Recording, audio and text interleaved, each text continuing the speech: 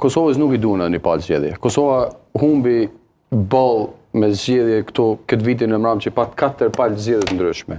Populli e tha atë votën e vet, e ka mandatu një kryeministër me një shumicë absolute, edhe e pret për këtij kryeministri që të udhëheq shtetin e Kosovës në ato standarde që tipi i kërkon. Për me hin ato standarde që duhet investimet jashtme. Për me hin investimet jashtme, Kosova duhet futet në ato, absolutisht nuk ka asnjë ndikim. Asnjë një kompani amerikane nuk do të vijë dhe të investoj 400, 500, 600 milion në shtetin e Kosovës, hap vende punë në shtetin e Kosovës, pa pas siguri nacionale apo siguri të investimit tyre. Siguria e investimit tyre është Kosova në NATO.